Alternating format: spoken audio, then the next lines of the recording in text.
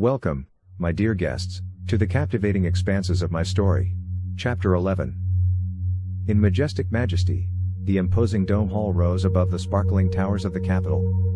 A day of joy began because the Empress would personally give a speech to the graduates of the Reich universities in this place. Amidst the excited crowd of young students lay an aura of joyful expectation. After countless trials and challenges, they finally completed their training with bravery and now entered the stage of service for the Empire as proud carriers of knowledge. And then Savia entered the stage, wrapped in a magnificent, glittering garment with dignity and elegance. With her penetrating gaze, she mapped the assembled crowd before raising her hand in warning. "My dear little ones," she said, "you have tirelessly shoved for this day. But this triumph is accompanied by a huge burden. Apply your knowledge wisely and fairly. Always consider the common good." Savia's words filled the students with reverence as they listened with devotion. Her voice sounded like a melody that touched the hearts of the listeners. "Our beloved kingdom has gone through countless trials," she began, her voice full of passion. "But now, my friends, we are facing a new era.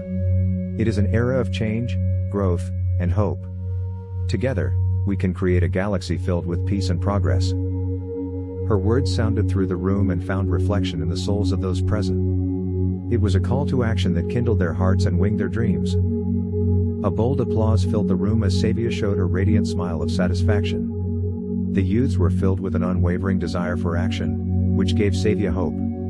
Together, they would create a future full of glory and success. After the solemn ceremony ended, the enlightened Senate chamber, with its senators, turned to the upcoming tasks. First, the noble mission of improving living conditions in the Realtry system. This system, liberated from the tyrannical rule of the cult of Fair after bitter battles, was now in ruins and urgently needed to restore infrastructure. The unis living there must no longer endure suffering, Savia emphasized with insistence. Her words sounded through the room and were heard by those present. The urgent need to assist the victims in reconstruction was unimaginable. Your adopted daughter, Nadine, also emphasized the importance of this support, with an approving nibble. Their eyes reflected the determination to create a better future for these sentient beings. The Senate decided that a comprehensive aid program should be launched. To strengthen the police and administration, enable the resettlement of wildlife, and boost the economy, the local government members faced an immense challenge. However, the Senate was determined to set the steps to alleviate the suffering in the Realtry system. It would require hard work, but her unwavering determination will push her to master this task. While the political world was lost in the breadths of peace, Admiral Paulina continued a ruthless campaign against the fanatic cult of Fair, which further spread a genocidal mentality among the uni species. With the determination of a guide, she conquered the border system 16 Cephei, which was invaluable and housed a shipyard of immeasurable importance. Admiral Brock applauded the good news with a grateful nibble. Therefore, it is likely that the cult will find it permanently difficult to supply its troops in the Shireen sector. Soon, the cult will be utterly destroyed, she said with conviction. Admiral Paulina greeted little, but there was no joy in her eyes. For her, war was merely a bloody duty she had to fulfill. With a determined gaze, she turned away from the hologram projector, ready to release further systems waiting for her. Chief Scientist Rita Griffin, on the other hand, plunged herself with a burning passion into a new research project, the in-depth exploration of the Manifest of Destiny, thereby improving the fleet capacity and, therefore, predetermined by the fate of history. Imagine the limitless possibilities. She whispered in front of the Senate chamber with glowing eyes. Her words sounded through the room and filled the air with an electrifying tension. If we manage to elaborate the manifesto meaningfully, then we have the opportunity to design our fleet capacity so that we do not unnecessarily waste any capacity. Her voice sounded like a call from a distant world, and yet she was so tangibly close that you could almost touch her. In her words, a promise made the heart beat faster and filled the mind with an unstoppable curiosity. The attendees formally felt their attention turned to the manifesto, and their thoughts began to explore new ways. "Airlocks," Admiral Kate Brock grumbled. Her voice sounded through the room as she voiced her doubts out loud. "Take care of improving our weapon systems," she added, eyes complete with mistrust. But these words did not discourage Rita, a woman of extraordinary determination. She felt deep inside that she could do more with this project. Her eyes glowed with anticipation, and her attitude radiated with unwavering confidence. She dared to believe in a better future in a world marked by war and destruction. While Rita continued her research, Admiral Paulina continued on her unstoppable expedition. The Life Here system surrendered unresistingly to the power of the First Space Fleet, which conquered space with a noticeable presence. But Paulina did not rest on her laurels. She called for reinforcements. The Senate approved that their armada be reinforced by additional ships as if it were a simple handshake. She accepted the reinforcements with a cold mirror, as her eyes were already impatiently shifting to the next front, ready to write the next chapter in the history of the Empire. It was not a time for victory celebrations or platoons because, at that moment, only the mission counted. In the Senate, the ears caught striking news. Long-range sensors had detected mysterious energy signatures at the outermost borders of the galaxy. This immediately sparked a passionate debate in the Senate and the public, which warmed the minds. "This requires urgent investigation," insisted lead scientist Rita Griffin. "Maybe there is something unknown lying there waiting to be discovered." But Admiral Kate Brock shook her head decisively. "These are pure speculations. We cannot currently waste valuable resources to search for Dutch people." Rita reluctantly gave in with a trembling heart, but deep inside, she held the spark of hope that she would still succeed in carrying out the expedition. For who could have guessed what unthinkable secrets were hidden there? Meanwhile, the mobile army made plans to conquer Bisma. Saint General and Nadine's interim escaped a sigh as she thought of the prospect of further meaningless battles. But outwardly, she retained her professional attitude. With stoic serenity, she coordinated the forthcoming invasion. Ultimately, the troops would emerge victorious, as they have always done. But at what price? Nadine's heart was beating hard when she faced a fateful dilemma. The burden of her worries pressed on her soul, but for the time being, she could only express her sorrow in silent prayers. The time had not yet come for the desired peace, for a dark cloud of unrest still hung over her. After the fall of the Bisma system, the Senate took a courageous step that divided the minds, the ambitious plan to revolutionize the liberated Uni population through genetic optimization and brain-snail symbionts.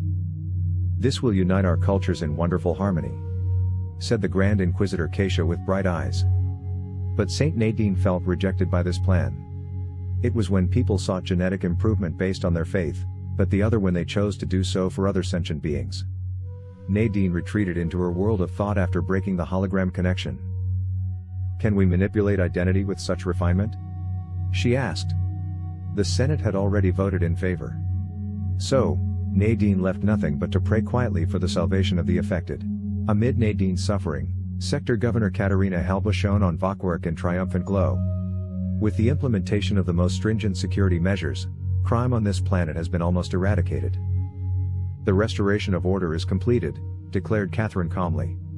Sentimentalities were foreign to her because she had no room for such weaknesses. But the people perceived their new life, marked by strict adherence to the law, as a true liberation. Katerina was not interested in knowing the details. She fulfilled her duty to the Emperor and the Empress without asking questions and nothing more. Meanwhile, a bizarre spectacle opened up before Chief Scientist Rita, a captivating insight into the thought world of distant beings from the unknown vastness of the galaxy. She shared her experiences with the gathered round. They were undoubtedly the legendary Rakari. She exclaimed tremblingly. An expedition should be sent there. However, with fierce determination, Kasach shook her head. "The Rakari do not tolerate primitives on their worlds, so I very much doubt that the penetration into their worlds of thought was not noticed," she boldly announced. Rita whispered, disappointed. Her tender dreams of an authorized expedition seemed far away. But she was stubborn and didn't beat herself so easily. Hope continued to burn in her heart, and she knew she could not give up. The encounter with the Rakari had bound her spirit. Their thoughts continually revolved around the secrets of the universe. What was hidden behind the stars? What miracles and mysteries were waiting to be discovered by her? Rita felt how her desire for knowledge and adventure grew stronger and stronger. She knew that the way would be rocky and full of obstacles. But she was ready to face the challenges. Rita was a woman who was unafraid to cross her boundaries and reach the stars. And so she began her journey with a heart full of courage and a spirit thirsty for answers. Rita was ready to explore the unknown and uncover the secrets of the galaxy. She had intended to do anything to satisfy her desire for knowledge and adventure. No matter how stony the road was, she was determined never to give up and keep moving forward. Rita embarked on a fascinating journey into the depths of quantum missile research to distract herself from everyday worries and troubles. Every step she took on this unknown path opened up new horizons, and she acquired remarkable expertise in this field. Excitedly, she announced, "The drive efficiency is enormous." A spark of enthusiasm burned in her eyes as she spoke her words. The air was filled with the energy of their discovery. "We have to build prototypes," she added, her voice full of determination. It was as if a new star had risen in the sky of technology. The other attendees felt the mood of the breakup and whispered in agreement. This discovery had the potential to revolutionize the entire industry. However, the Senate, for the time being, refused its approval. "There are too many resources," Admiral Brock grumbled reluctantly. "Let us wait patiently until the end of the war." With another frustration in the heart, Rita again plunged into her work. Indeed, one day, this incredible technology, too, will find the recognition it deserves. She was deeply convinced of that. It was up to her to remain persistent and not let go. A holographic image of a ruckus appeared in the middle of a Senate sitting. This announced that they were extremely upset about the telepathic exploration of their minds and that they would not be burdened again. The Senate plunged into chaos, a discussion after the Rukari threatened to destroy the Empire should it happen again. "Let's get some rest first." Kasach called the Senate to order with anger in her voice. "We will not be dominated by fear." However, Rita was taken by horror and her cheeks blew. "That was not my intention," she whispered. "We have to apologize." But the Senate refused to approve it. "We must not show weakness," grumbled Admiral Brockfinster. Grief filled Rita's heart. Would this incident cause unceasing misfortune? She looked into the dark future with an anxious gaze. While Rita was in deep distress, Admiral Paulina reached a disturbing client. In the system of Thrufua, a vast space fleet of the cult had emerged, whose magnitude prompted even the bravest officers to proceed cautiously. Paulina shouted, "This shame must be rewarded." With a determination reflected in her voice, she immediately began her pursuit. The cult would have to pay for his deeds with blood. With uncompromising determination, she pursued the enemy armada to the depths of the Sphakoi system. Even in this exotic double star, whose gravimetric anomalies made navigation difficult, she did not frighten back. Paulina knew no fear, only the icy hunger for revenge. Every trace of grace was gone from her heart. In the vast Sphakoi system, a ruthless battle began. Admiral Paulina, filled with unwavering ambition, threw all her available forces into the scale, determined to overcome a threatening defeat. But the cult, animated by unwavering will, made a formidable resistance to her. For days, wrath scattered across the solar system, a ruthless battle. Admiral Paulina commanded her alliance with implacable determination, but the cult did not turn back an inch. The wounded and the dying gathered in the ship's lazarets while the entire system sank into chaos. Paulina watched what was happening. Deep inside, there was a strange void. She would undoubtedly bravely take up this struggle, like all the previous ones. But what was the point of all this bloodshed? A new thought sprang up in Paulina, painful and disturbing simultaneously. Was there another path that did not end in this endless cycle of violence? The answer was hidden from her because she didn't know it.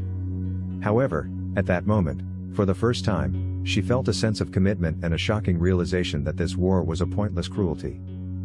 After weeks of fierce fighting, Admiral Paulina and her brave crews of the First Space Fleet finally managed to defeat the enemy space fleet. She inspected the scattered debris floating all over the solar system with a darkened gaze. Not only physical exhaustion but also profound fatigue overcame her, and it seemed to stifle her soul. How long would these bloody battles last? This question was quietly reflected in her mind as she wondered whether there would ever be an end to it. A sigh escaped her lips, and she turned away with a heavy heart, ready to face the battle again. There was no choice but to face fate. With the beginning of a new day, she would continue her struggle, tirelessly and unwavering until time itself found its end. Only in this way could she fulfill her destiny, her duty, which she fulfilled with every fiber of her being. While Paulina was struggling with internal conflicts, all eyes were already closed to what was happening in the Senate. In a triumphant tone, Admiral Kate Brock exclaimed, "The cult is weakened. It is only a matter of time to take the decisive step." Savia also bowed her head furiously. The time will come to put an end to this conflict. They all long for the end of the war.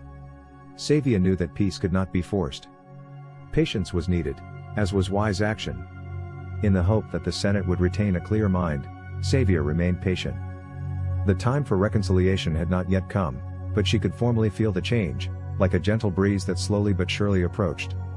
The light of the stars permeated her soul and filled her with deep confidence. She knew that the day would come when the weapons would be silenced, and peace would prevail.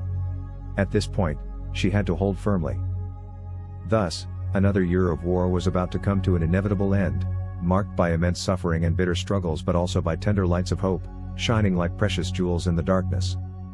Darkness might still prevail over the lands, but these little lights warmed the heart and enlightened the mind everywhere they were to be seen. It was lights of compassion that glowed in people's hearts and lights from reason that showed the way out of chaos. As long as these lights were not extinguished, there was hope. A single spark was enough to renew the fire of hope and plunge the world into a bright, radiant light. This certainty filled Savia with a consolation deep within her. No matter how dark the times might be, the seed of peace would never leave her life. It had to be carefully cared for like a precious jewel, even when storms rained and frost covered the land. But Savia knew the day would come when the time was ripe, and the seed would blossom in full splendor. With every fiber of her being, she firmly believed in it. The galaxy was still trapped in the dark grip of the shadows, but the night could not last forever. The sparkling stars had been whispering for a long time.